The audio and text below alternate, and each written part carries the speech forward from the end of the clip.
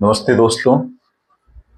मैं हूं संजय पाठक स्नेही और आप देख रहे हैं नमामि भोजपुरी फाउंडेशन के यूट्यूब चैनल भोजपुरी में।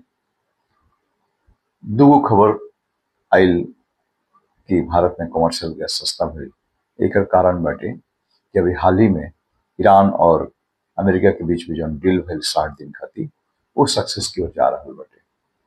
बहुत ही खुशी की बात बा कि कम से कम ईरान के भी ये समझ में आयल कि स्ट्रेट ऑफ हॉर्मुज के अगर ये लोग खाली कर देता तो हम ओकरा के फ्री ऑफ कॉस्ट वजह से गैस के जहाज जाए देहब और पेट्रोलियम प्रोडक्ट भी जा रहल बाटे। और एकर फायदा का भइल, जैसे ही समझौता डिजिटल के बाद फिर भइल, मैनुअल भी भइल दोनों देश के शासनाध्यक्ष वजह से डोनाल्ड ट्रंप, जेडी वांस और एजा से ईरान के संसद के हेड, दोनों लोग जब साइन कर लिहल तो दुनिया में आंशिक रूप से ही सही खुशी तो जरूर आई कि अब कम से कम देश की अर्थव्यवस्था सही हुई।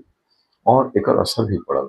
असर ई पड़ल कि शेयर मार्केट में उछाल भइल, कमर्शियल गैस जन से होटल इंडस्ट्री में, छोटे छोटा ठेला वगैरह में, छोटे छोटा होटल में, ढाबा में खाना बनेला, वो शादी ब्याह पार्टी में वो लोग के बहुत महंगाई पड़त रहे, बहुत महंगा पड़त रहे, वो सस्ता भइल।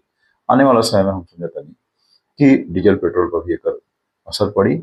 और भारत चूंकि विशाल उपभोक्ता वाला देश बाटे, हालांकि भारत में खाली ईरान से ना आवेला, दुनिया के 40 देश से हमने के पेट्रोलियम प्रोडक्ट मंगावे ना जा, तो आने वाला समय में पेट्रोलियम प्रोडक्ट भी सस्ता हुई।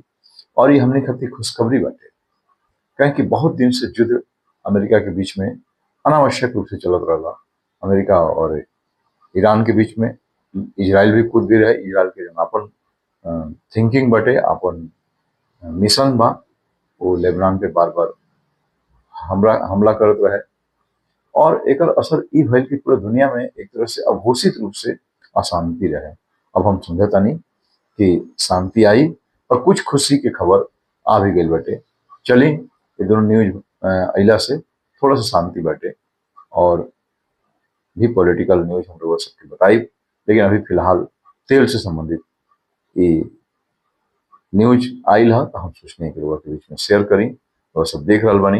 नमामि भोजपुरी फाउंडेशन के यूट्यूब चैनल, वीडियो के लाइक करी, सब्सक्राइब करी, पसंद आइल तो एकरा के शेयर करी।